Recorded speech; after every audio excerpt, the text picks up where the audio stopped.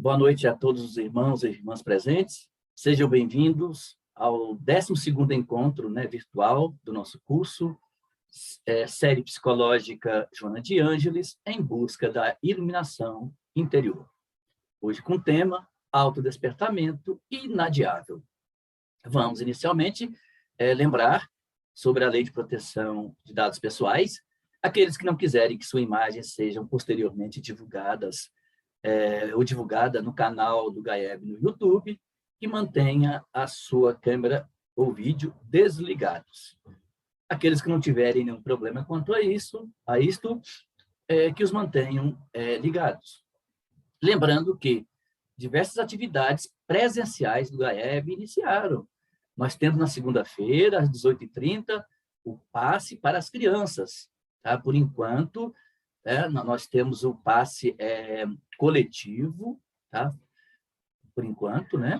Às 20 horas, nós temos, na segunda-feira, palestra pública, evangélico-doutrinária. Após a palestra, nós temos a fluidificação coletiva da água e passe também coletivo. Na terça-feira pela manhã, com um tema diferente, é claro, mas mantendo a mesma programação, né? Com fluidificação das águas e prece e passe coletivo ao final. Na quarta-feira, nós também temos uma outra palestra com o mesmo procedimento. E na quinta-feira, às 15 horas, repetimos o intento, né? Então, no domingo também, nós temos algumas atividades presenciais. Tanto a MERT, que é a Mocidade Espírita Rafael Thomas, bem como o grupo de pais da Mocidade, tá, estão funcionando presencialmente. Fica aí nosso convite, né, a todos vocês, jovens de 13 a 300 anos, não é mesmo? E quanto às atividades virtuais, elas não se encerraram, continuam. Nós temos na quarta-feira o culto do Evangelho no Lar, com transmissão ao vivo pelo canal do GAEB no YouTube, e na sexta-feira aparece a palestra pública também, né, evangélico-doutrinária, com transmissão direta pelo canal do GAEB no YouTube. Temos na sexta-feira pela manhã, né, sempre um episódio novo das histórias da Doris, e na segunda-feira também pela manhã, mais um psicolóquio. Olha, e o próximo psicolóquio está excelente, não percam, a 0h, né, a partir de 0h de segunda-feira, o nosso 18º psicolóquio, tá? Com Joana de Ângeles. E a campanha, por enquanto, Irmã Sheila, né, a campanha de assistência e promoção social Irmã Sheila, por enquanto, continua, além de ser quinzenalmente, ela continua virtual. São esses os avisos que eu tinha para dar na noite de hoje. Vamos, então, fazer a nossa prece inicial. Vamos elevar os nossos pensamentos até o mais alto, até o Divino Mestre Jesus, agradecendo a Deus pelo dom da vida, pela oportunidade bendita de estarmos aqui, sorvendo os ensinamentos da mentora Joana de Ângeles, em consonância com os postulados espíritas. Todos esses ensinamentos, esses conhecimentos, contribuem de maneira forte, profunda, para o nosso autoencontro, para o nosso autoconhecimento, para a nossa iluminação interior. Assim, caros irmãos e queridas irmãs, com esses pensamentos, queremos, em nome da equipe espiritual que sempre nos acompanha, em nome de Jesus, nosso guia e modelo, mas principalmente em nome de Deus, o Criador e Incriado de todas as coisas, iniciar mais um encontro, né, de estudos do nosso curso, no sábado, rendendo graças a Deus. E que assim seja. De imediato, caros irmãos, passamos a palavra para o Lelis, para que ele dê início ao estudo da noite. Obrigado, Euripides. Boa noite a todos. Sejam todos bem-vindos. São 4 tópicos. O título principal, o tema, autodespertamento inadiável. Estamos falando, então, de algo urgente, né? Para já. E os tópicos são o despertar do espírito, esforço para equilibrar-se, que é a primeira parte, fica por conta deste que vos falo. E, em seguida, na segunda metade do encontro, o Euripides vai desenvolver a segunda parte, composta por esses 2 tópicos aí, disciplina da vontade e ações libertadoras. E aqui nós temos o primeiro parágrafo, que já é perturbador instigante. A benfeitora nos conduz a um questionamento inevitável, realmente inevitável. E agora, o que eu faço? O que eu respondo? Então, vamos à leitura. A fase inicial da vida, sob qualquer aspecto considerado, é a do sono. Por isso mesmo, o psiquismo dorme no mineral, sonha no vegetal, sente no animal, pensa no homem. Então, ela diz que, conforme sintetizou com muita propriedade o eminente filósofo espírita Leon Denis, o ser que passou por essas etapas continua, prossegue com a imensa capacidade da intuição no anjo. Então, nós chegaremos à capacidade da intuição depois dessa fase que estamos vivenciando, adquirindo novas experiências sem cessar, infinitamente. Quando ela fala fase inicial da vida sob qualquer aspecto, por exemplo, qualquer aspecto considerado, a gente lembra que nós temos dois planos da vida. Ressurgimos no plano material com um novo corpo, através da reencarnação, tendo o ventre da mãe por primeiro lar. E ali nós entramos numa fase de sono profundo.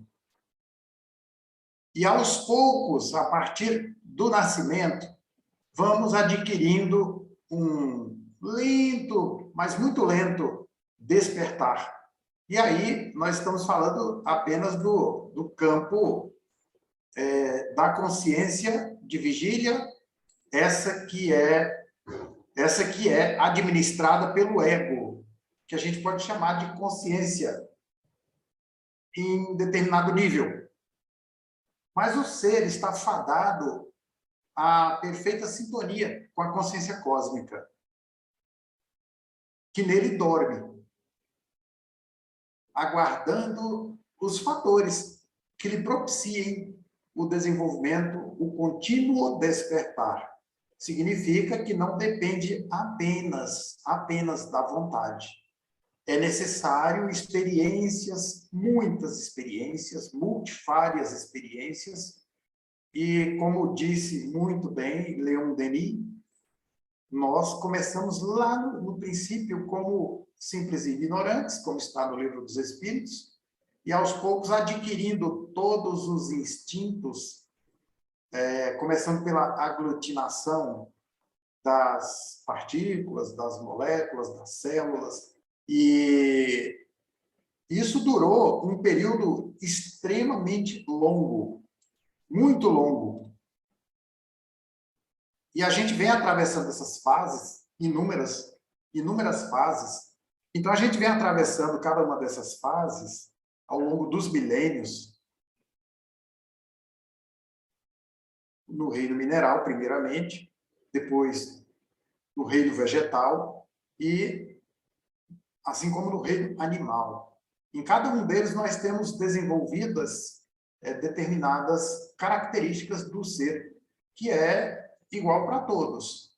Todos nós precisamos dessas características, tais como, já falamos da aglutinação das células, e no vegetal são desenvolvidas as primeiras sensações, os primórdios das sensações, e alguns instintos, claro, também. E no reino animal, como foi dito na leitura, o ser começa a sentir, ou seja, ele começa a ter as primeiras sensações, a sensação de dor, por exemplo, e as demais, frio, calor, e por aí vai. E quando atingimos o reino hominal, os princípios de humanidade, aí são desenvolvidas as faculdades mentais. O homem começa a desenvolver a habilidade do pensar. E Joana de Ângeles prossegue nos esclarecendo da imensa capacidade da intuição que também começa a se manifestar e se desenvolver para atingir a sua plenitude na fase angelical. Claro que na fase humana, enquanto seres humanos ainda necessitados das reencarnações no mundo físico, nós já temos os exercícios de desenvolvimento da intuição. Nós já experimentamos, alguns de nós, muitos, já podemos compreender o que é a intuição e sentimos, percebemos quando ela é utilizada por nós. O despertar, portanto, é indispensável, abandonando o letargo. Letargo é cochilo, né? Meio sono, meio acordado, que procede das faixas por onde transitou, libertando-se do marasmo em forma de sono da consciência para as realidades transcendentes, desapegando-se das constrições que impedem a marcha, escravizando o si nas paixões remanescentes, adormecidas, por sua vez, no inconsciente profundo, e prossegue enviando mensagens pessimistas e perturbadoras. E aí a gente, claro, compreende, já podemos compreender que ela está falando, está se referindo aos hábitos cultivados, desenvolvidos, que estão no inconsciente profundo e que foram, assim, desenvolvidos nas diversas existências corporais passadas, assim como na presente.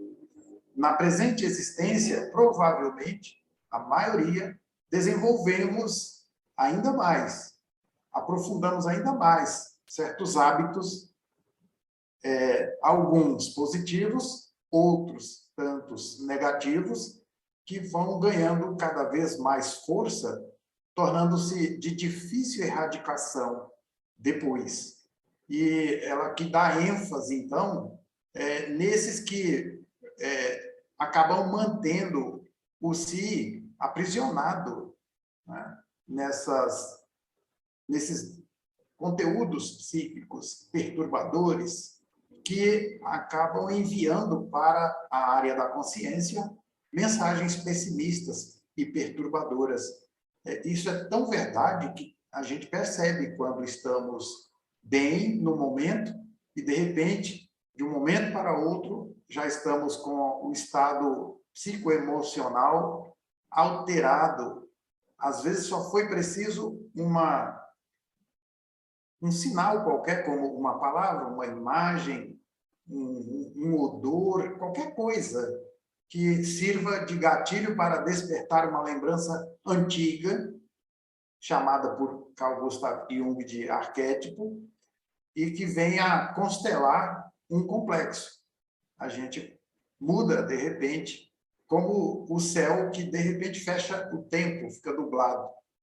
Então, conscientizar-se do que do que necessita fazer, de como conseguir o êxito, constitui para o ser chamamento urgente, como contribuição valiosa para o empenho na inadiável tarefa da revolução íntima transformadora. E essa, sim, é a verdadeira revolução a qual nós deveríamos estar empenhados, deixando de nos envolver em certas revoluções, as quais, muitas vezes, o indivíduo nem compreendeu com profundidade o que exatamente está fazendo ali, porque ele ainda se encontra em consciência de sono, e quem está em consciência de sono não tem ideais. No máximo, uma paixão. Aí sim, o indivíduo tem paixão, e por ela é conduzido. Mas ideal é algo mais elevado, é algo maior, né? Já é algo de alguém que se encontra num estado de consciência desperta. Vamos prosseguir.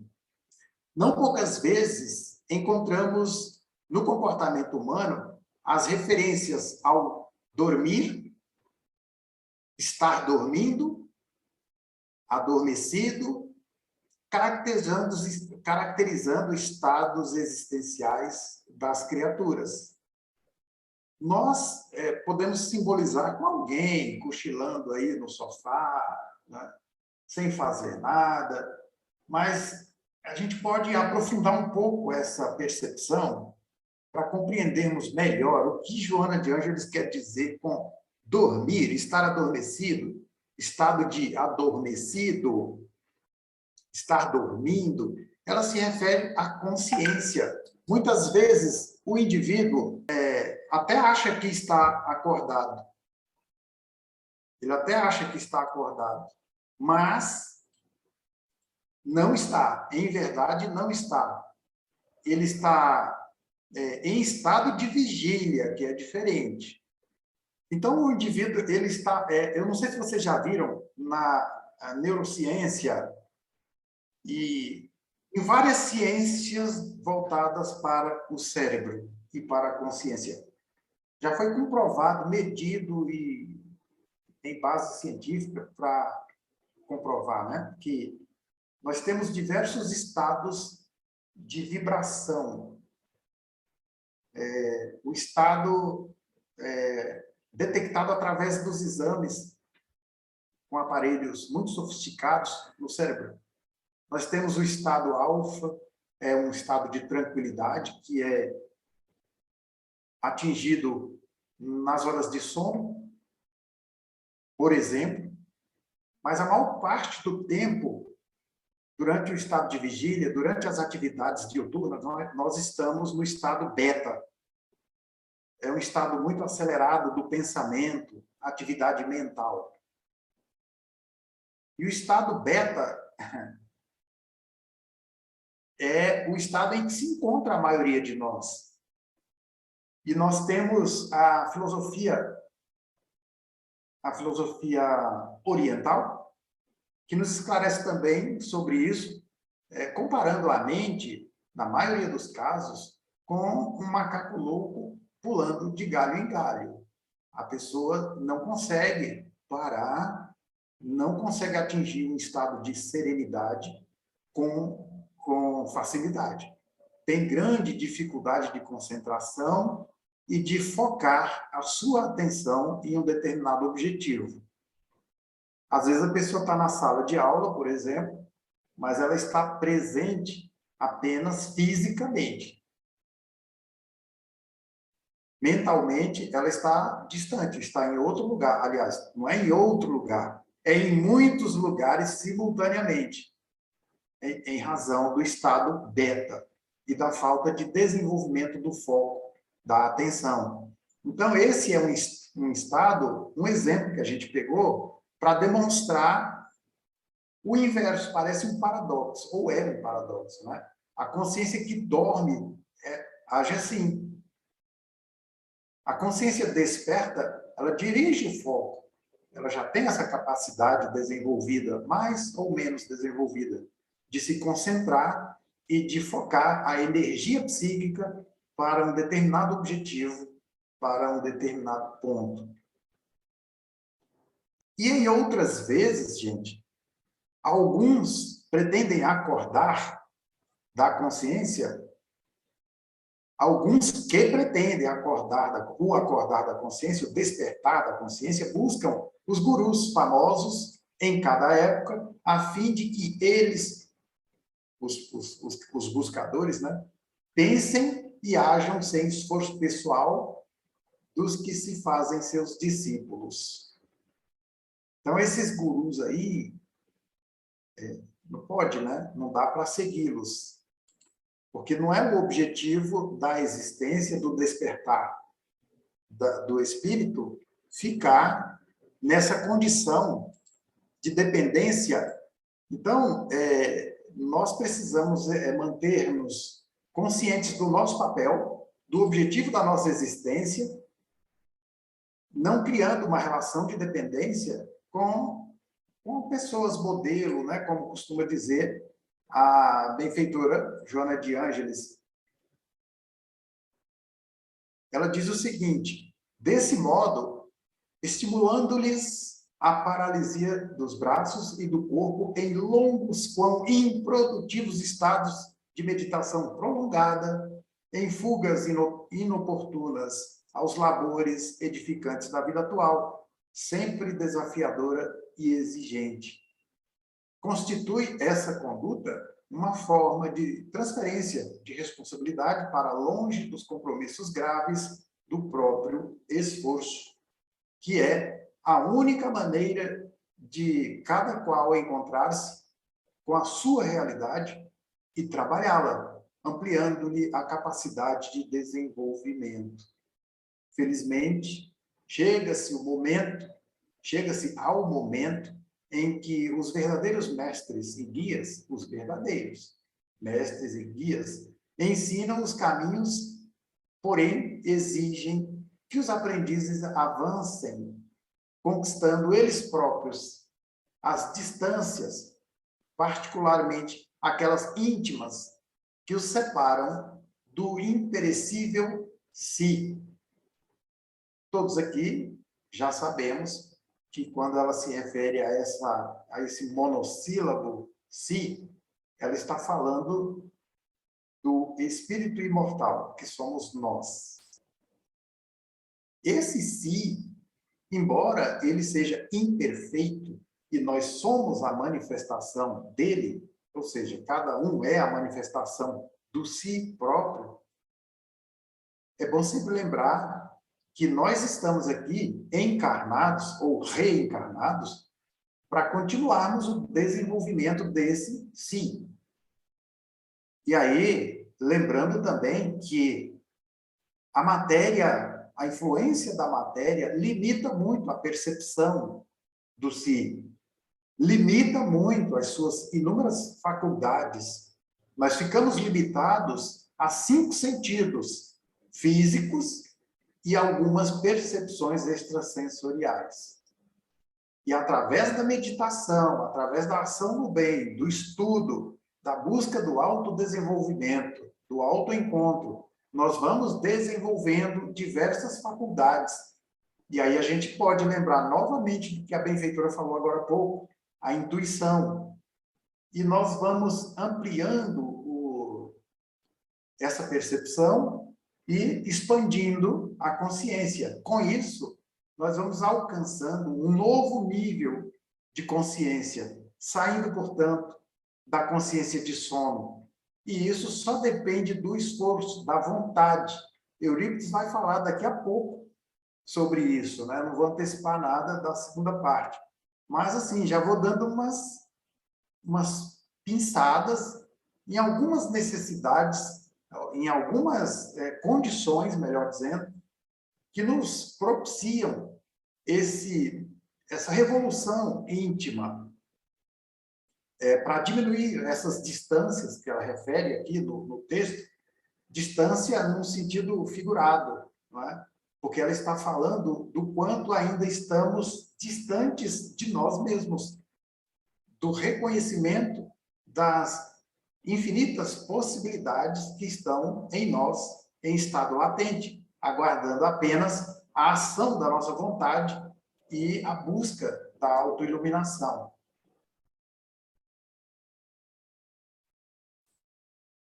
Vou mudar aqui um pouquinho a posição, ok.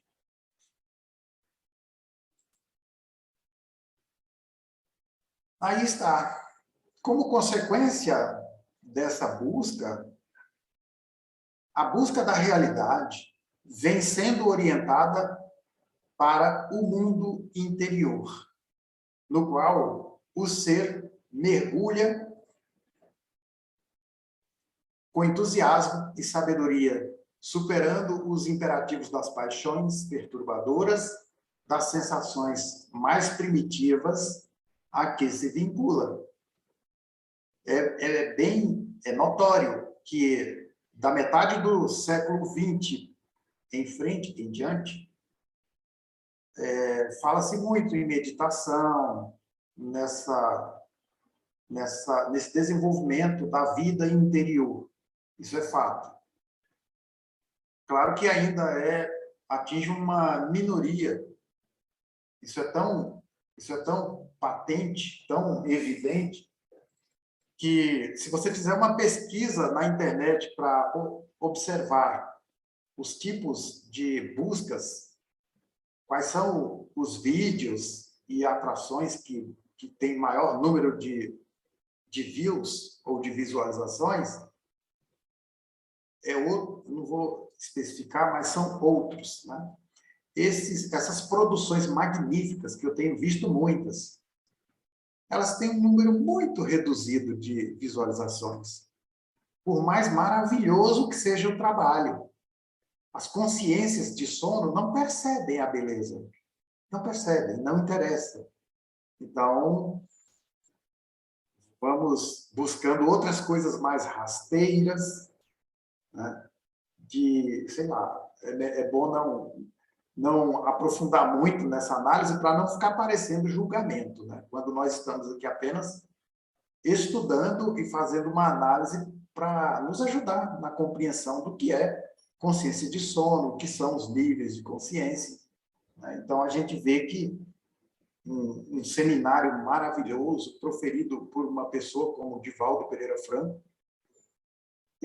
vamos chutar aqui um número, em 5 anos, 600 mil visualizações, enquanto que um vídeo bem rasteiro, de conteúdo bem, né, daquele, em um mês atinge 5, 6 milhões de visualizações.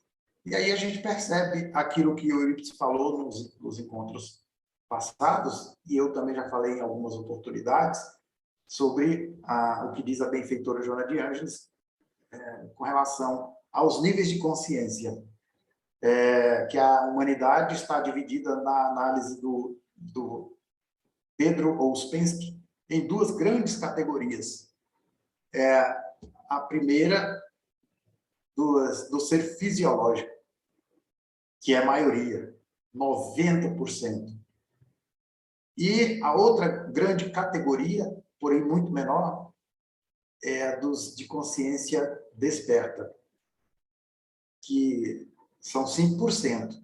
Ué, mas aí deu 5%? Pois é, porque os outros 5% estão assim no limbo, estão na transição entre consciência de sono e consciência desperta. Estão despertando, estão no gerúndio. Então, a gente vê que é fácil a gente perceber em que nível estamos, observando-nos melhor, com mais profundidade, analisando as nossas tendências, os nossos gostos, do que eu gosto, né? O que me apraz. O estado de sono é paralisia da alma, peso na consciência individual e prejuízo na coletiva, que compraz, no entanto, a todos quanto fogem, consciente e inconscientemente, dos compromissos mais graves para com si, assim como em referência à sociedade que exploram e perturbam. Aí a gente traz para simbolizar a figura de alguém que talvez tenha desistido da luta por diversas razões, que são as mais variadas. O indivíduo muitas vezes tem saúde física, vigor físico, um nível de inteligência razoável para abraçar uma profissão, para contribuir com a sociedade, constituir família, educar filhos e fazer todas aquelas atribuições realizadas, né, de acordo com o padrão humano, mas ele simplesmente, por razões, repito, as mais diversas, desiste. Desiste da luta e se entrega ao sono profundo da consciência, não querendo avançar no progresso como espírito, como homem. E voltando só um pouquinho, falando um pouquinho mais disso, gente, a benfeitora Joana de Ângeles diz assim que, ainda examinando a problemática do sono, exclamou em outra carta, Paulo, ela está falando de Paulo, é isso mesmo. Nós estávamos falando aqui, nós demos um salto. Então, aqui, ó, sobre o dormir, estar dormindo e adormecido, Paulo disse o seguinte: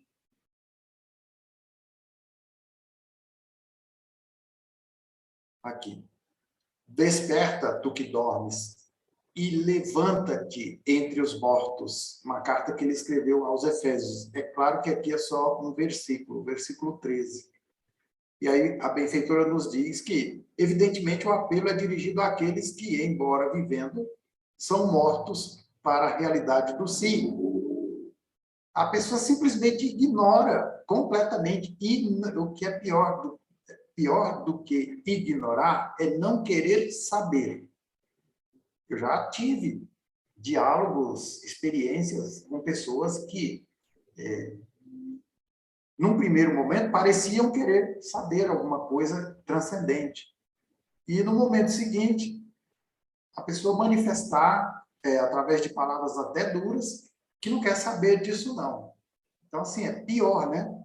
Não quer nem saber da sua realidade transcendente, que é um espírito transitando por mais uma experiência, e que a sua vida não termina com a morte biológica, porque a vida é uma só, sim, mas fazendo referência ao espírito.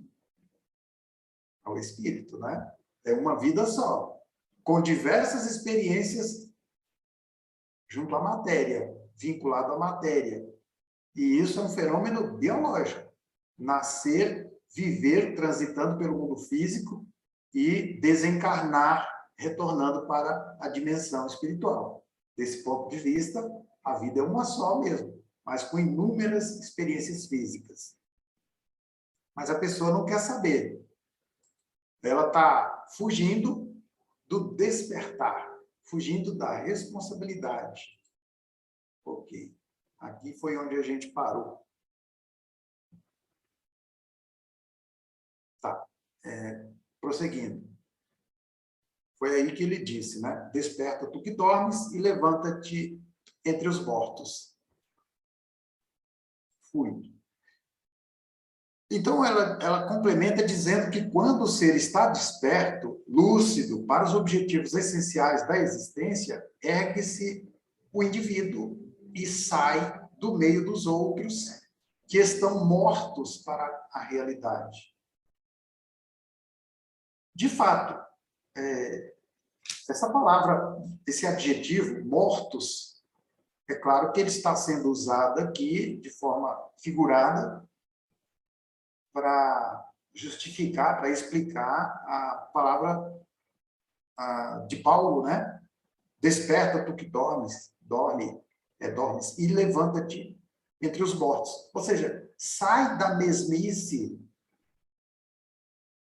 Como disse o professor Hermógenes, parafraseando o livro Normose, Patologia da Normalidade, ele criou aquela frase que ficou célebre: Deus me livre de ser normal. Porque a partir do momento que ele despertou para os valores mais elevados da vida, para os reais objetivos da existência, ele não queria mais. Ele não queria mais se encontrar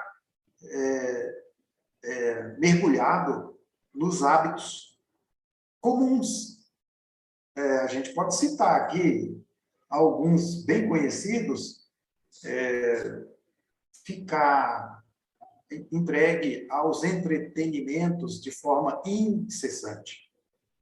Só entretenimento. Absorvido pelas distrações, pelas ilusões também, as atrações do mundo material. Quando a gente fala em entretenimento, já vem, claro, na imaginação de todos vocês, os diversos. A gente não precisa relacionar um por um, né? E eu já vi casos de pessoas que me relatam e me dizem que não conseguem adormecer se não tiver pelo menos o clarão da tela da TV ou do seja lá qual for o dispositivo para distraí-la. E aí é um caso preocupante, né? A pessoa não consegue conviver consigo mesma, talvez, e por isso precisa estar distraída, atraída para o mundo exterior, porque o barulho no porão é gigantesco. É um barulho insuportável. De que porão eu estou falando?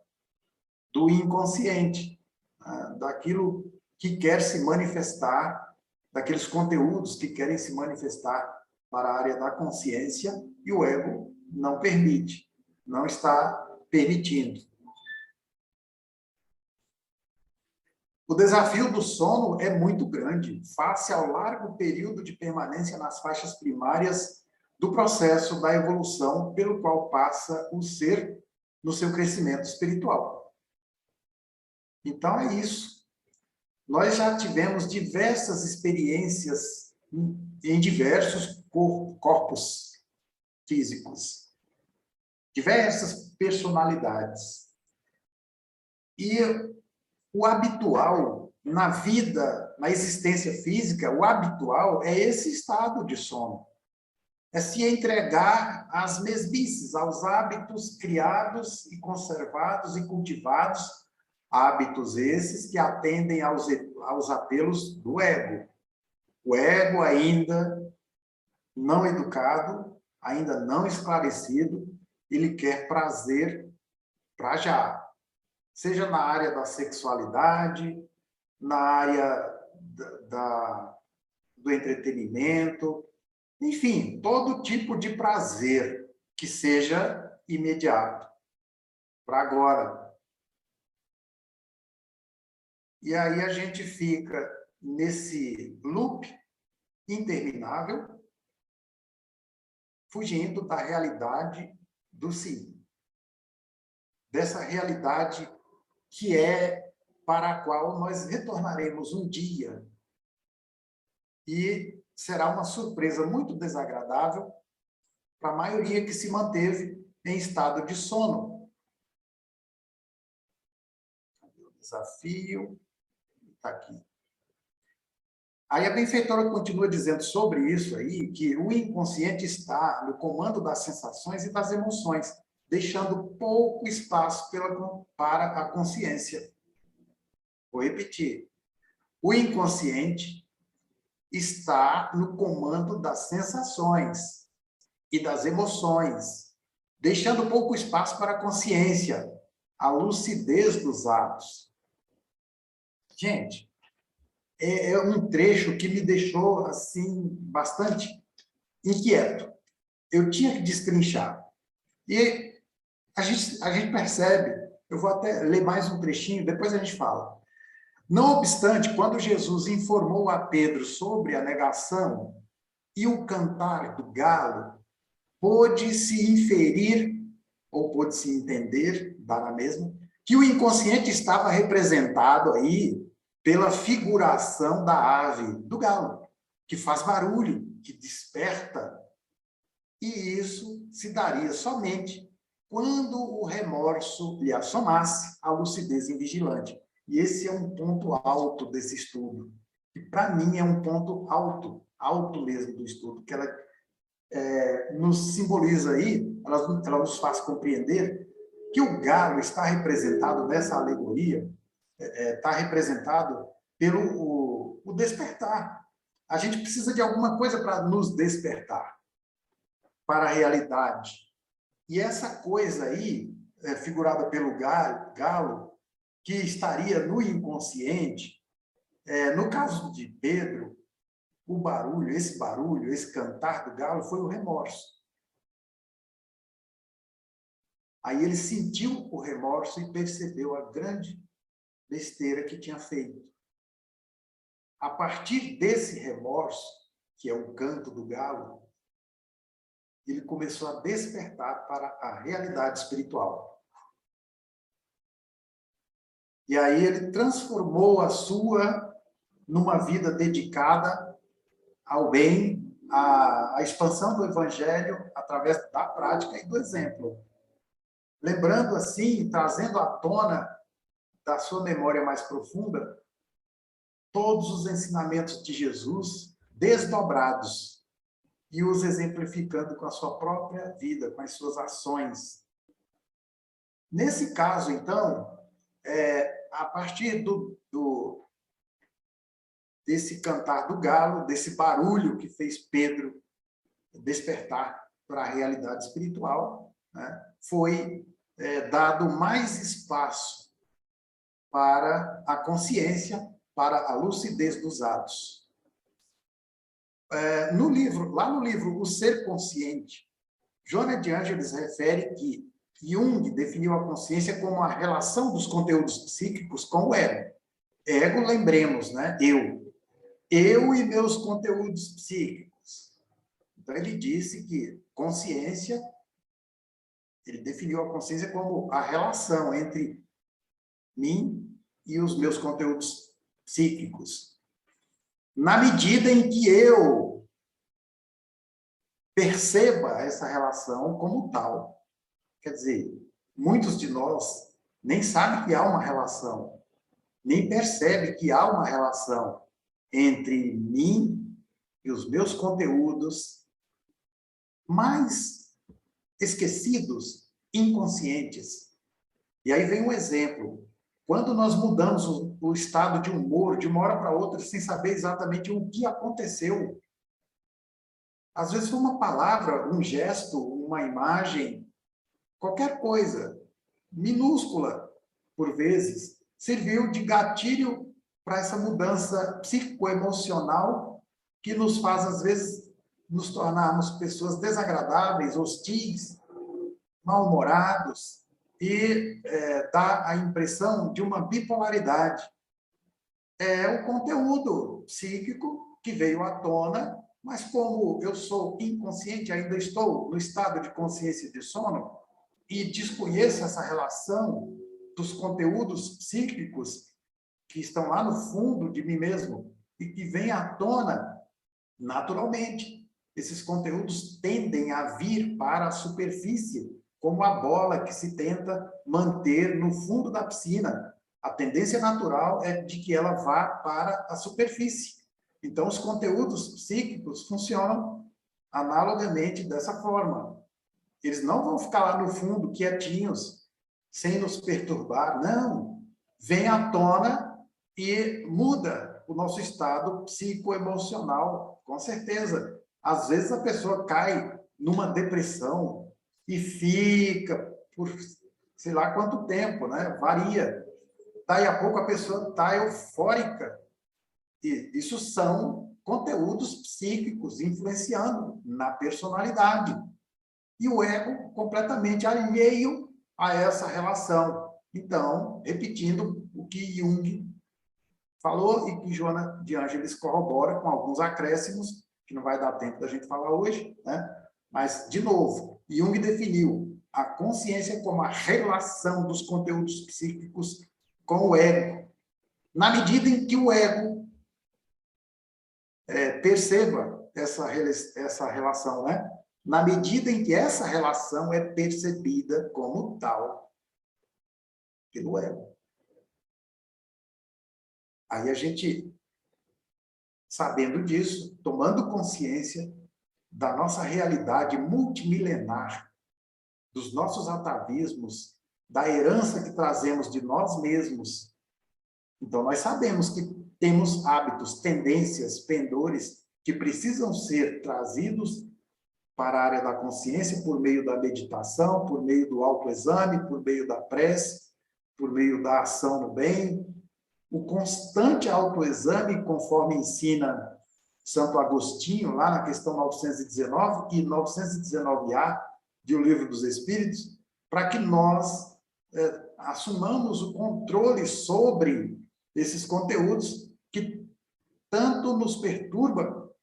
E aí a gente se pergunta, por que eu fiz isso? Por que eu agi dessa forma? Aí está a explicação. São atitudes involuntárias enquanto nos mantivermos no estado de consciência de sono.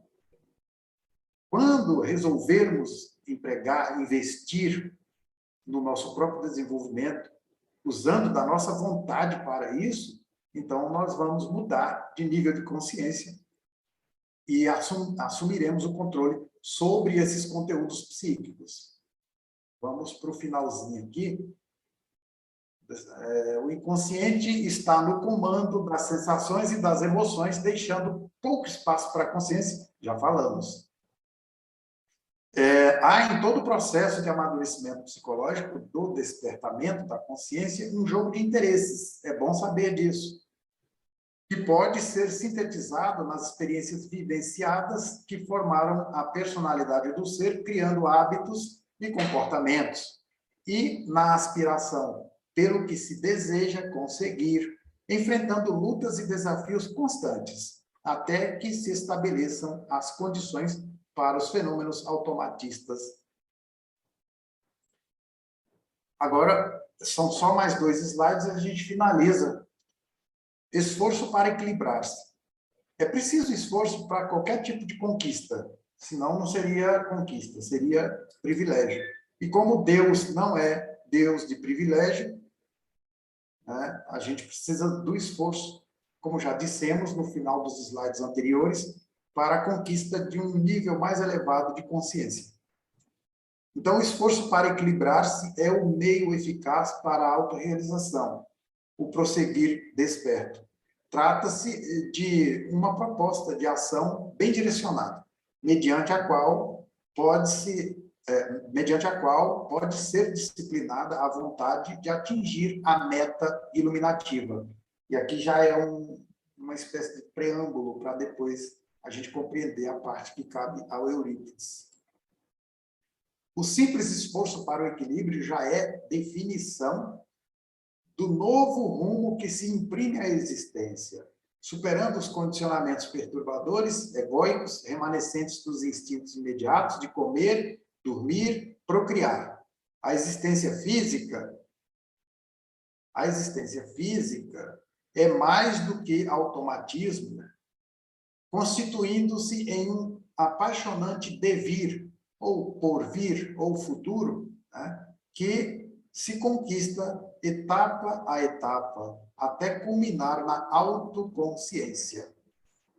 Aí a gente adquire consciência de si mesmo, mas como ser imortal, não apenas como pessoa, ego.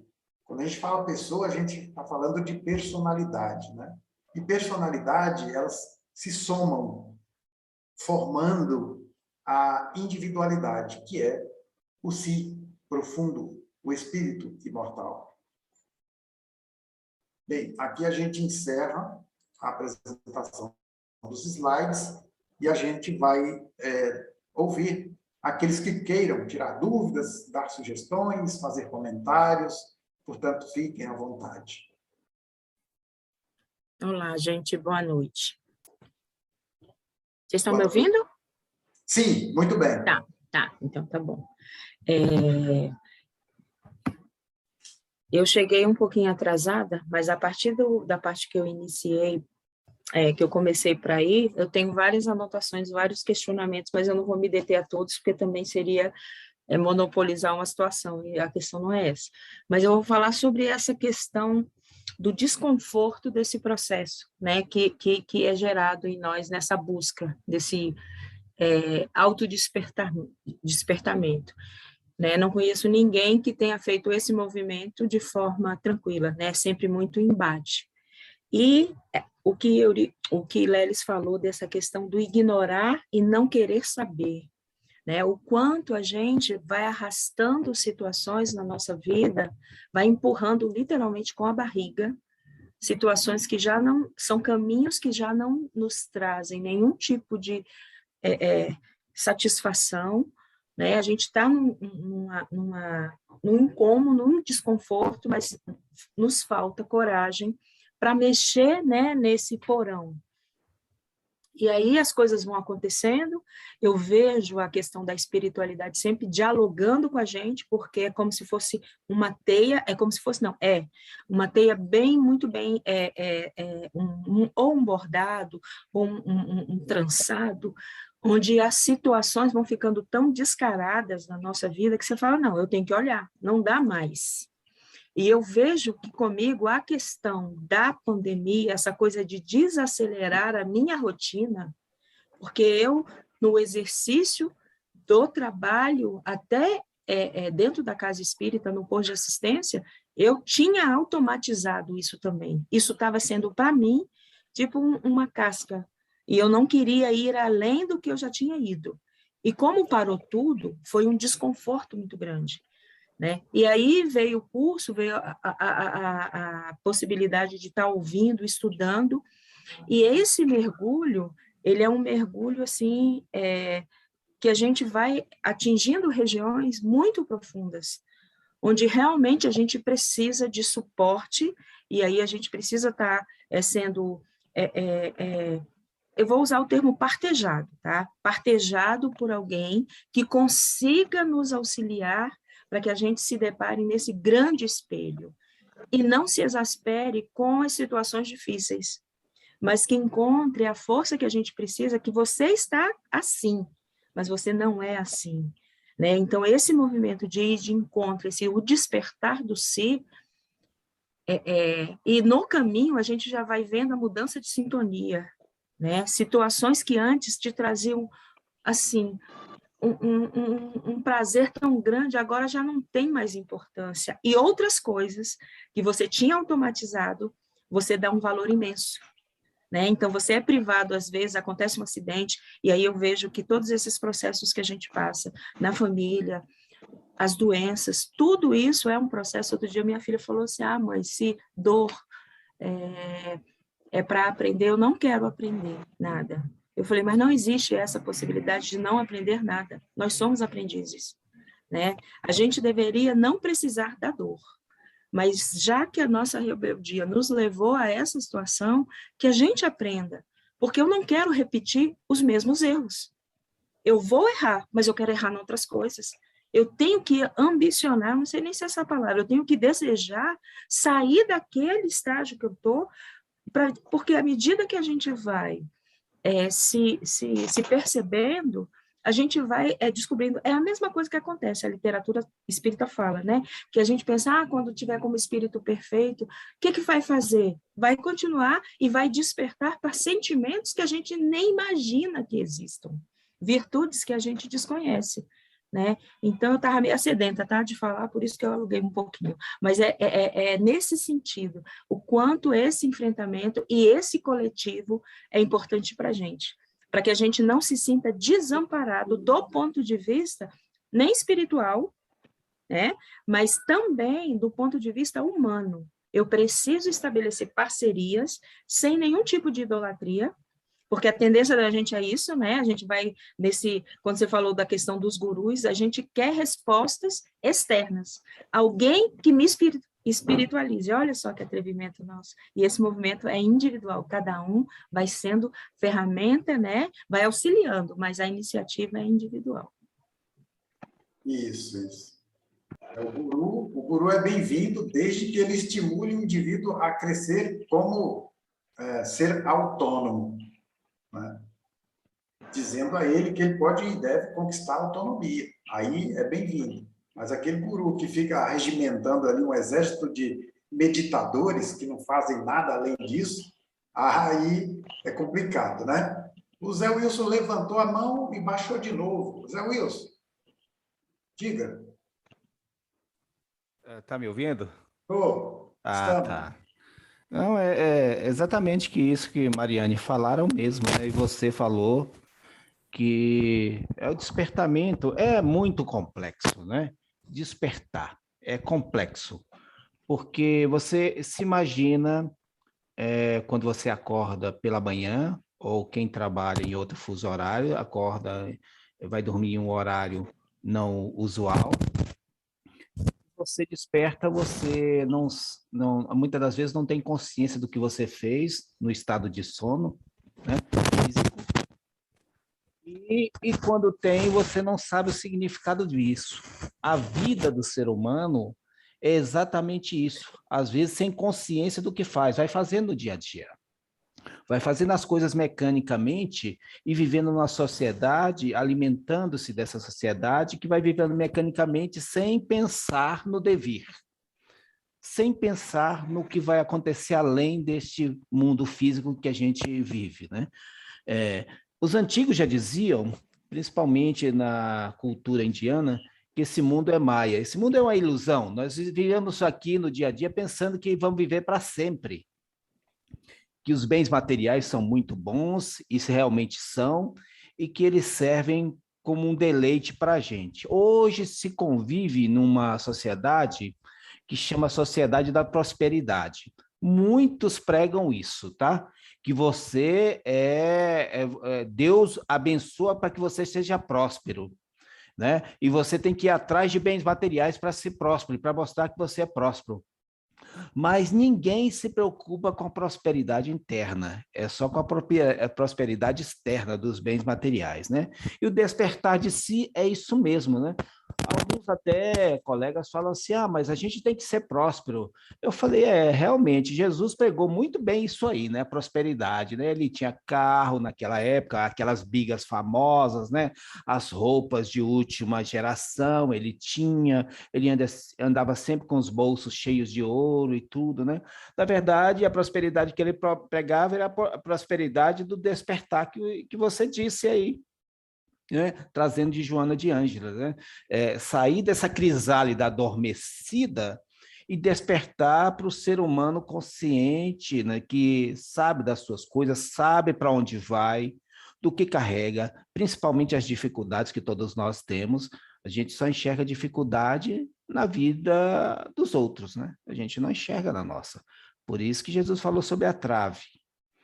Então, o que Mariane falou é muito bem aí, porque é isso mesmo, nós caminhamos na vida como sonâmbulos, sem saber rumo para onde a gente vai.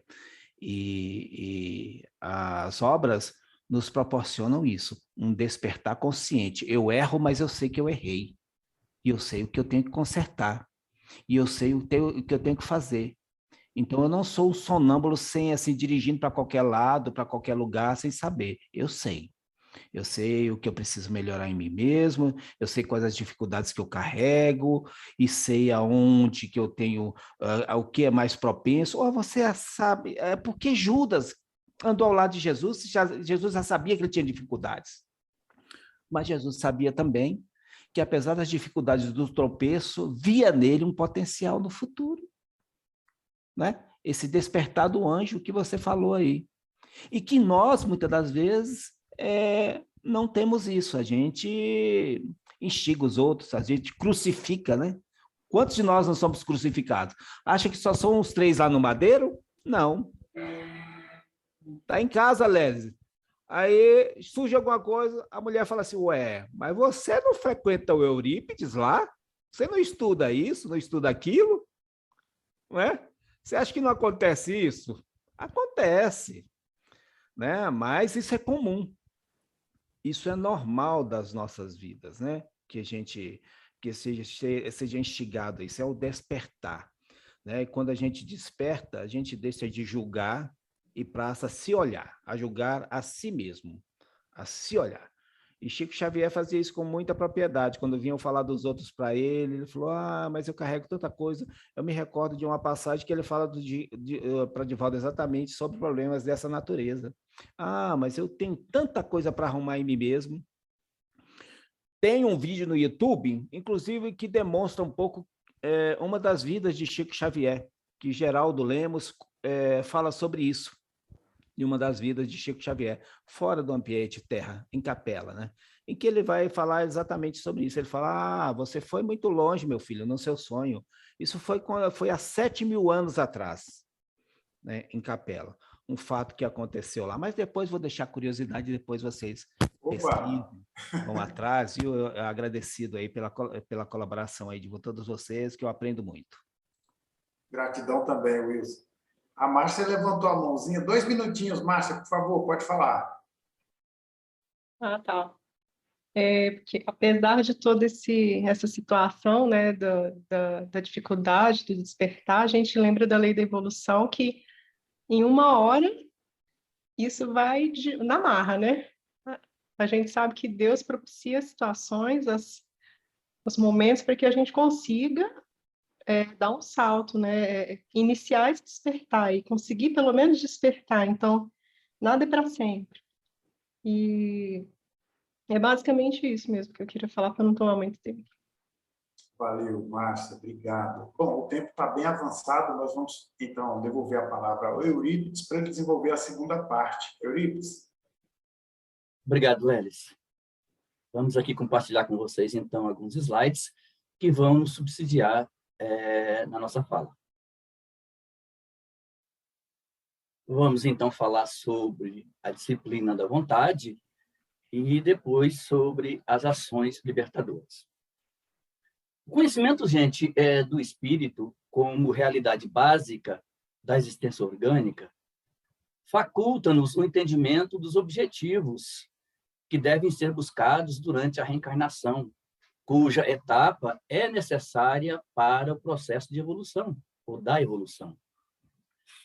O redespertar para os verdadeiros objetivos da nossa vilegiatura terrena somente é possível quando o eu emerge, né, o eu profundo, e passa a comandar as atividades, tornando-se a realidade dominante em todo o processo em trânsito. Além disso, é inadiável o despertar psicológico e espiritual a respeito da vida, no sentido e significado mais exato quão profundo. Com a disciplina do sentimento e vontade ativa, vencer o desânimo e o cansaço é necessário, de forma que a busca da plenitude não sofra solução de continuidade ou adiamento. O ser psicológico é alguém em constante transformação, para melhor, porquanto o eu real, espírito, eterno que sou, é de natureza, né? Como eu disse, eterna também, e deve ser descoberto quanto preservado por constituir-se a meta essencial da existência terrena. E Joana de Ângeles irá nos dizer no livro Vida, Desafios e Soluções, no capítulo 8, o seguinte: a vontade tem que ser orientada mediante a disciplina mental, trabalhada com exercícios de meditação, através de pensamentos elevados, de forma que gerem condicionamento novo, estabelecendo hábito diferente do comum. O Espírito de Emmanuel, no livro Pensamento e Vida, dedica todo o capítulo 2, indicamos para vocês, sobre a questão da vontade. Quando puderem, dê uma olhadinha lá no que Emmanuel nos traz sobre a questão da vontade. A vontade é uma função diretamente vinculada ao eu profundo, do qual decorrem as várias expressões do comportamento, que nem sempre o ego expressa o equilíbrio que deveria, né? e que seria desejável. A própria Joana de Ângeles nos diz isso no livro O Despertar do Espírito, lá no capítulo 4. Passando, então, por várias fases, a vontade tem que ser orientada, especialmente quando se estabelecem metas a conquistar, que resultam do interesse em torno daquilo que se deseja conseguir. Inicialmente, torna-se indispensável querer-se exercitar a vontade, ao invés de refugiar-se em mecanismos conflitivos, comodistas, por meio dos quais justifica-se não se possui vontade suficiente para serem alcançados os objetivos que se gostaria de atingir. Necessariamente são indispensáveis vários recursos que auxiliam a montagem dos equipamentos da vontade, a saber, a paciência, perseverança, autoconfiança. Vamos, então, desenvolver, né, esses 3 itens.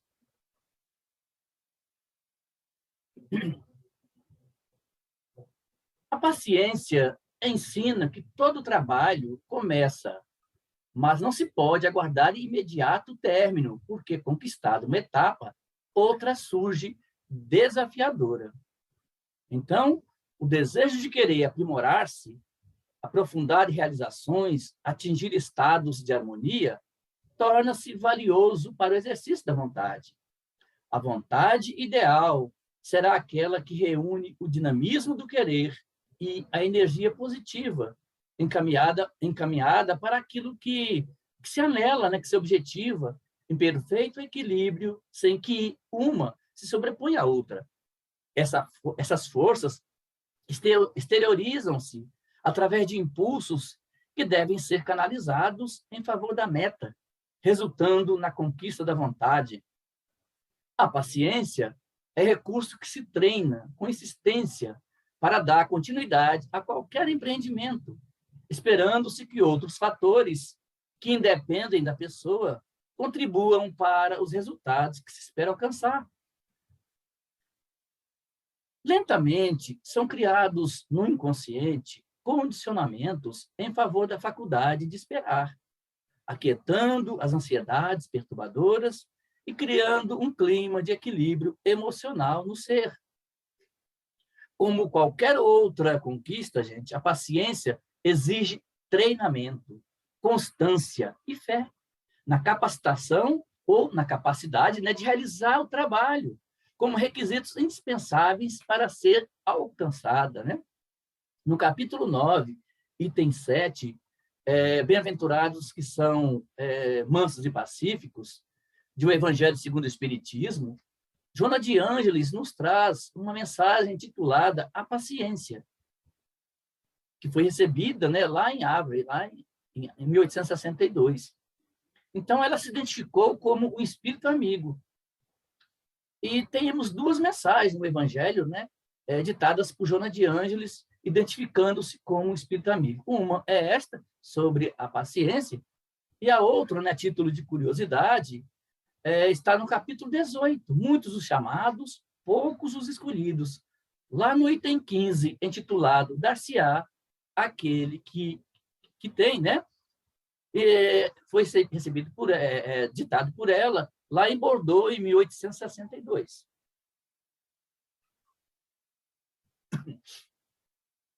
E Joana continua a nos dizer: surge então a perseverança como fator imprescindível à disciplina da vontade. Então, a perseverança se apresenta como obstinação, insistência no labor que se está ou se pretende executar, de forma que não se interrompa o curso programado.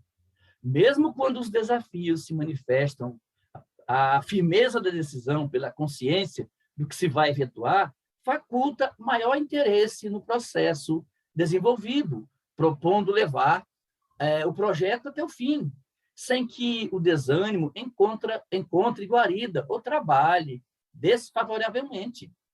Somente através da perseverança é que se consegue amoldar as ambições aos atos, tornando-os realizáveis, materializando-os, particularmente no que diz respeito àqueles de elevada qualidade moral, que resultam em bênçãos de qualquer natureza em favor do espírito.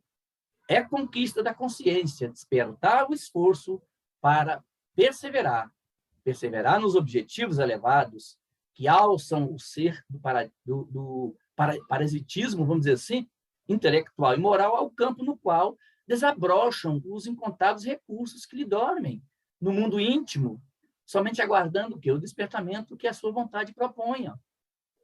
Como qualquer outro condicionamento, a perseverança decorre da insistência que se impõe um indivíduo para alcançar os objetivos que o promovam e o dignifiquem.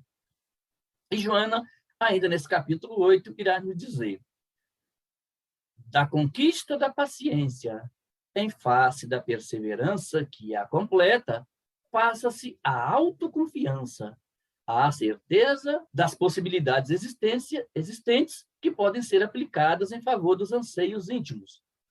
Como a autoconfiança desaparecem o medo e os mecanismos autopunitivos, autoafligentes, que são fatores dissolventes do progresso, da evolução do ser.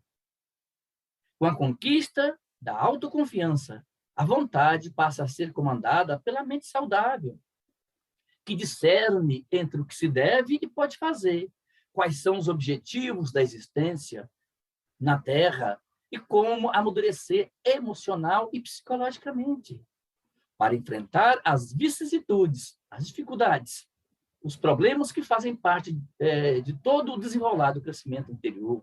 Nesse trabalho, gente, a criança psicológica, adormecida no ser e que teima por ser acalentada, cede lugar ao adulto de vontade firme e confiante, que programa os seus atos, trabalhando com afinco para conseguir resultados satisfatórios.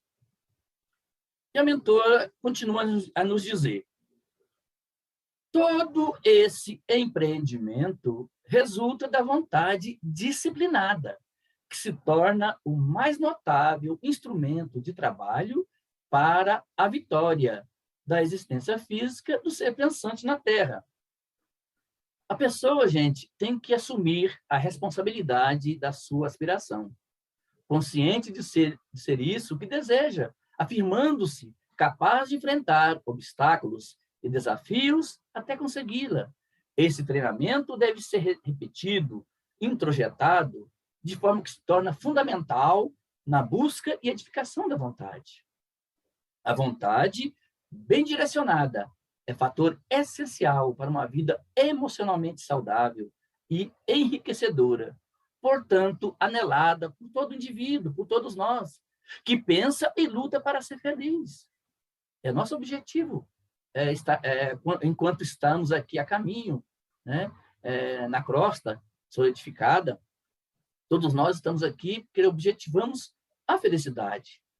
Na verdade, estamos aqui para construir a nossa felicidade.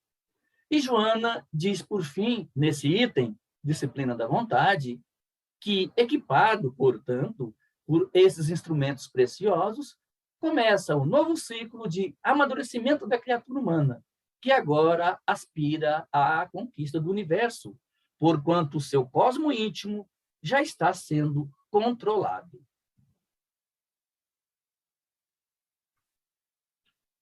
Passemos agora para o item ações libertadoras. E Joana irá nos dizer ainda nesse capítulo: possuindo os instrumentos hábeis para disciplinar a vontade, mantendo o conhecimento do si, é claro que o indivíduo se autodesperta, percebendo a própria realidade e os objetivos essenciais para desfrutar de uma existência saudável, o que não significa viver sem qualquer aflição ou desafio. Todos os seres, gente, estão fadados à plenitude, todos nós, né, para a qual fomos criados, atravessando, é claro, os períodos diferenciados da existência, né, da escala evolutiva, desde as expressões primárias, que imprimem conteúdos perturbadores no seu cerne, né, necessitando de passar pelas transformações libertadoras, que facultam a essência, né, o espírito eterno que sou, né, a essência espiritual, o seu total desabrochar. A ascensão dos espíritos resulta da incessante luta contra as paixões primitivas em predomínio, né, que a razão e a intuição inspiram combater mediante os expressivos recursos do amor, do trabalho, da abnegação e da vivência das virtudes. À medida que despertes para a autoiluminação, procura identificar-te com o fluxo divino das ideias-ações, lutando contra as tendências inferiores e transformando-as em aspirações libertadoras. Com a aquisição da consciência dos próprios limites, o homem amplia-os na possibilidade de realização, assim também dos fenômenos normais que fazem parte da sua jornada evolutiva. Percebe que deve partir para a ação, porquanto o conhecimento sem experiência vivida no cotidiano carece de valor para significar equilíbrio, por não haver passado pelo teste demonstrativo da sua resistência. A necessidade, portanto, do autodescobrimento em uma panorâmica racional torna-se inadiável, a fim de favorecer a recuperação, quando em estado de desarmonia ou o crescimento se portador de valores intrínsecos latentes. Enquanto não se conscientize das próprias possibilidades, o indivíduo aturde-se em conflitos de natureza destrutiva.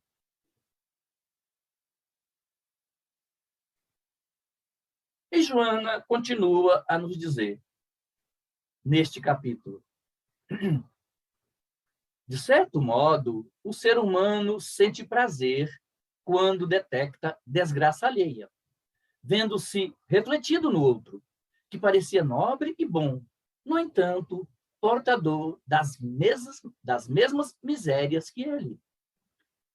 Joana diz no texto base que desse comportamento, como consequência, compraz-se em divulgar o fato, hipocritamente algumas vezes, dando a impressão de lamentá-lo, quando o está aplaudindo e ampliando a área da informação alçã, ou simplesmente quando se ergue para agredir em nome da moralidade ou da defesa dos ideais de enobrecimento.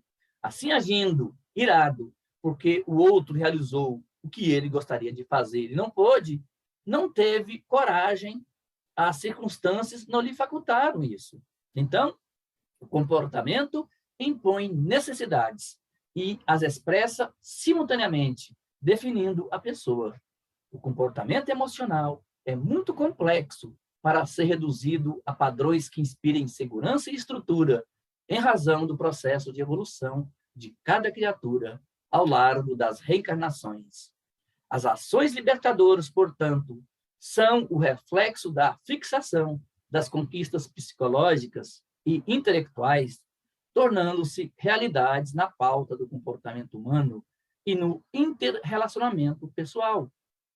A mente desordenada, que cultiva paixões dissolventes, perde o rumo, passando fixações neuróticas e somatizadoras infelizes, que respondem pelos estados inarmônicos da psique, da emoção e do corpo. Os conteúdos do equilíbrio expressam-se no comportamento, propiciando modelos de criaturas desidentificadas com as manifestações deletérias do meio social, das constrições de vária ordem, das dominações bacterianas. A autoanálise, trabalhada pela insistência de preservação dos ideais superiores da vida, é o recurso preventivo para a manutenção do bem-estar e da saúde nas suas várias expressões. E a mentora continua a nos dizer: a tolerância real é conquista valiosa que se transforma em degrau de progresso, porque faculta novas expressões de solidariedade, destacando-se o perdão irrestrito a todo o mal que se haja feito, com o esquecimento real da ofensa. Superar esse desafio significa um passo avançado no processo iluminativo pessoal, que abre campo, gente, para as ações da caridade fraternal, do auxílio aos mais necessitados, da presença onde se tornam indispensáveis o apoio e a ajuda dignificadora. Ação é a palavra de ordem em todo o universo. O movimento constitui mecanismo que impulsiona a vida em todos os sentidos. A tolerância, que resulta da melhor identificação dos valores éticos e das conquistas espirituais, enseja maior respeito por si mesmo, permitindo-se os limites aos quais não se submete mais, sem reações inamistosas, nem aquisições ou concordâncias, aquiescências injustificáveis. O ser humano somente se identifica com a sua realidade quando age, tornando-se útil, desprendido dos bens materiais e das paixões pessoais ainda primitivas. Ninguém se deve afastar do convívio com seu próximo. Ele é a oportunidade para se testar a tolerância e o amor, a gentileza e a fraternidade. Tolerância é a aceitação das diferenças. Nós, seres humanos, necessitamos de laços afetivos, de sermos aceitos, de sermos amados, mas para construirmos laços afetivos é fundamental o exercício constante da tolerância.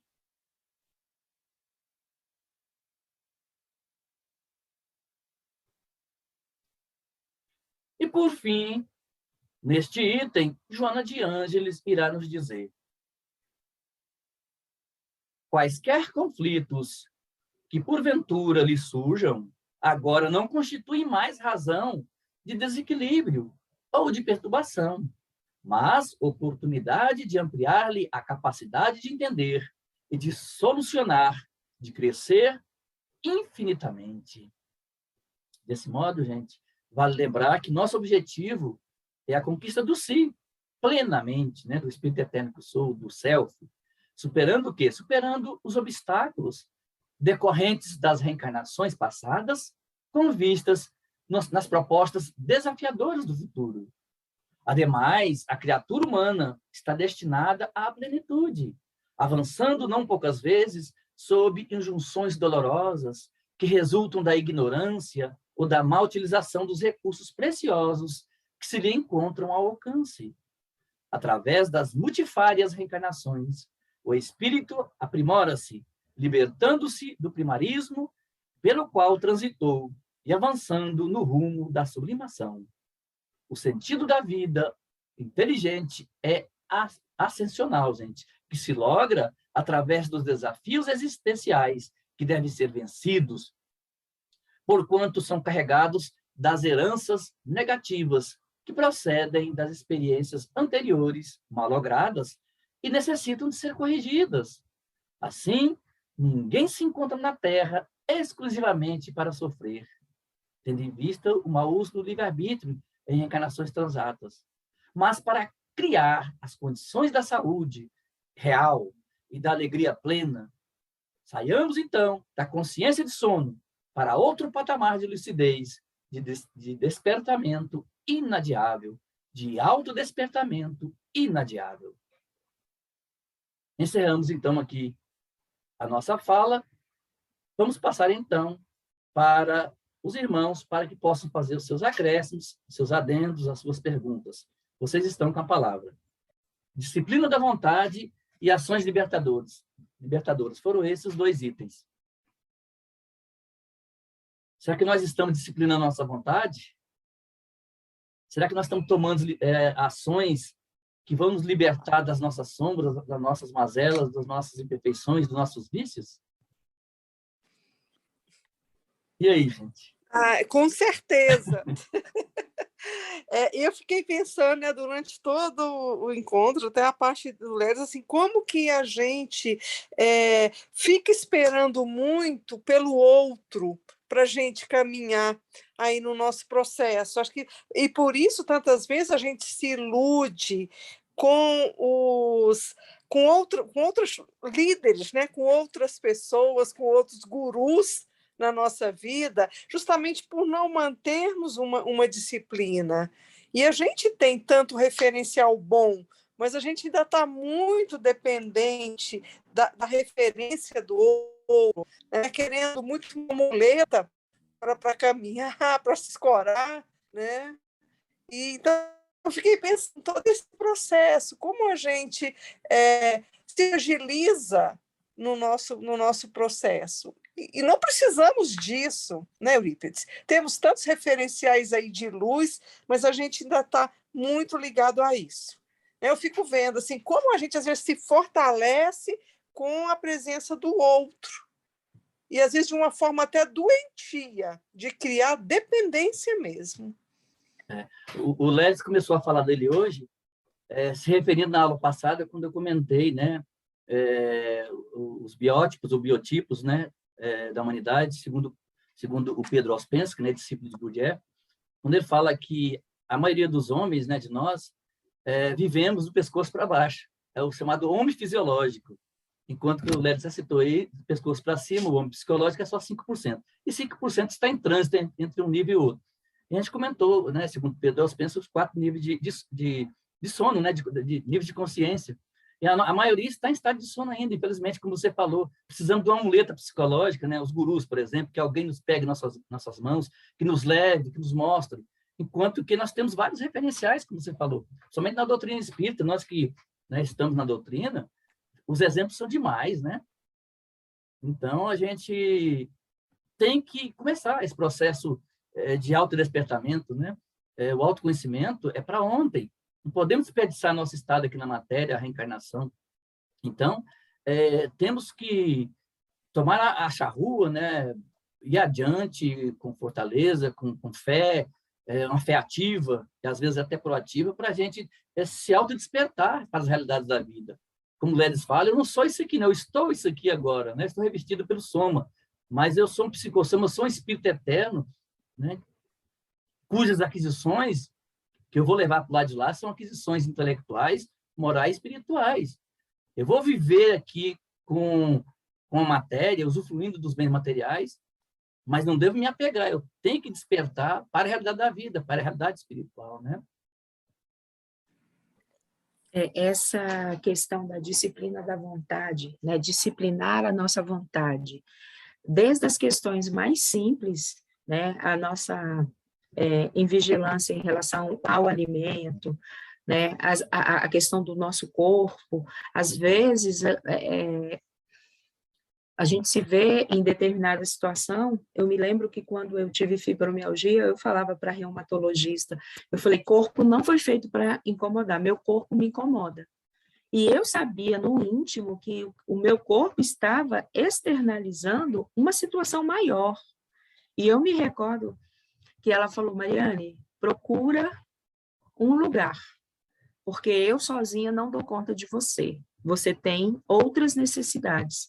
E eu não entendia, e aí ela falou claramente, ela falou assim, posso te dar uma indicação?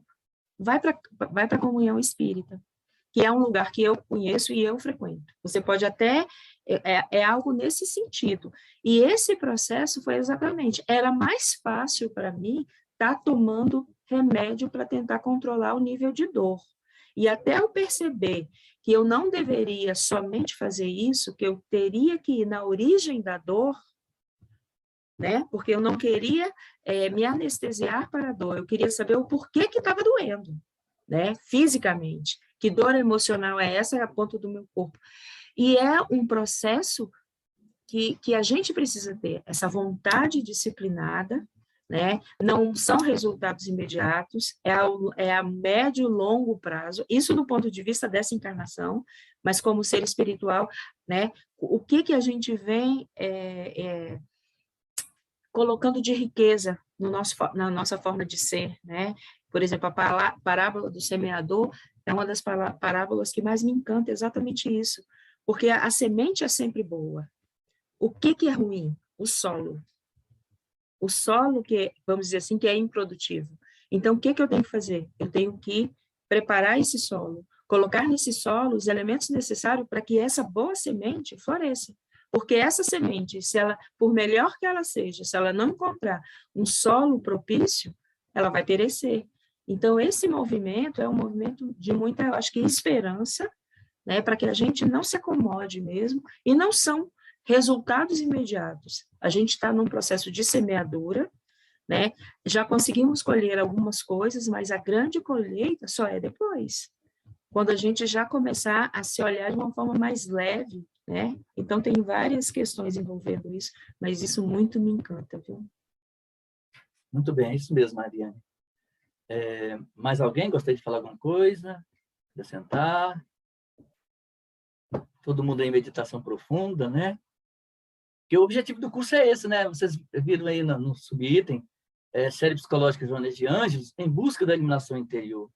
E para se buscar essa iluminação interior, nós temos que ter o despertamento pessoal, né? Nos esforçarmos para nos equilibrarmos, equilibrar a nossa vida, né? A nossa vida emocional, psicológica, espiritual e mesmo material. E a disciplina da vontade é de suma importância, né? O Emmanuel ele destaca com muita propriedade, lá no capítulo 2 do livro Pensamento e Vida, essa questão da vontade ativa, né? De ela ser realmente um carro-chefe na tomada das nossas decisões, nas nossas ações libertadoras. Então, a Mariana tocou num ponto que eu achei interessante. Ela falou, nós temos que nos educar, nos disciplinar, até nas mínimas coisas, né? Até no manejar de prato, de garfo, de não comer, não é mesmo? Nos policiar nessa questão para realmente nos policiar em questões mais profundas, que exigem mais de nós, que essa questão de se introjetar, olhar para dentro de si mesmo, né? Encontro com a sombra, muitos têm medo, né? de encontrar com a sua própria sombra, que nada mais é do que os conteúdos que estão lá rejeitados da nossa consciência, deste indivíduos transatos, estão todos lá. Então, gente, mais alguma coisa? Se não, são 21h34. Eu devolvo a palavra para o Lelis, caso ele queira fazer algumas considerações, que o faça, e faça também a nossa prece final. É com você, Lelis. Obrigado, Eurípides. Algumas considerações e também propaganda. Na segunda-feira, né, Eurípides, estaremos estreando mais um vídeo do programa Psicolóquios com Joana de Ângeles. E impressionante que tem uma ligação muito íntima com o tema de hoje, o tema estudado, especialmente hoje, mas tem ligação com todos os encontros passados. Visto que é uma série de vídeos bem curtinhos, mas com o conteúdo da benfeitora Joana de Ângeles, eles se tornam bastante esclarecedores. Sobre meditação, é o terceiro sobre meditação. E está falando exatamente dessa integração com o si. Nós, enquanto ego, nos integrando com o si, o ser imortal, reencarnado. Então, meus queridos, a gente tenta, eu e o Eurípides, a gente busca, dentro do tempo que é curtinho, passar as reflexões, estimular as reflexões da obra, que é muito profunda, de fato, muito complexa, porque o ser imortal é complexo. A psique é complexa.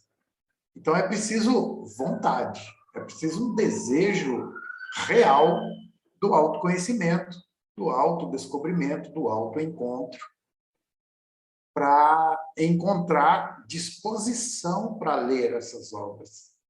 Eu percebo que a dificuldade é de quase todos nós. Mas aí é o momento em que realmente precisamos assumir a responsabilidade diante da própria trajetória, pararmos de agir como seres inconscientes e nos tornarmos protagonistas da nossa história. Escrever a nossa própria história, né? Então, com base nesses pensamentos, vamos rogar ao Senhor, partindo para a nossa prece de encerramento, vamos rogar a Deus, nosso Pai. Pode relaxar um pouquinho, soltar todos os músculos para facilitar a concentração, a captura das ideias, das vibrações com as quais os benfeitores espirituais nos envolvem nesse momento. E buscando exteriorizar os nossos melhores sentimentos de gratidão, de reconhecimento, pelo imenso tesouro que temos recebido. Tesouro que é esse legado trazido primeiramente por Jesus, o Mestre Maior, e agora, na atualidade, desdobrado pela benfeitora Joana de Ângeles, que o serve com muito amor há 20 séculos, até onde podemos saber. E ela o faz com galhardia, com muito amor. É um tesouro imensurável que ainda não conseguimos vislumbrar o seu valor. E estamos muito distantes disso. Mas já podemos perceber que é uma porta de libertação do si que somos nós. Então, rogamos, Senhor, que nos dê serenidade para aceitar tudo aquilo que não pode e não deve ser mudado. Dá-nos força, Senhor, para mudarmos. Mudar tudo aquilo que pode e deve ser mudado. Mas, acima de tudo, Senhor, nos dê sabedoria para distinguir uma coisa da outra. E que assim possamos dar o primeiro passo, que é a aceitação. A aceitação do objetivo da existência pela qual passamos. Qual é o objetivo? E diante dessa perspectiva assumir o controle sobre essa caminhada, sobre essa jornada heróica da alma. Com esse pensamento, Senhor, pedimos a tua permissão para encerrarmos as atividades de estudos desta noite, agradecidos. E que assim seja.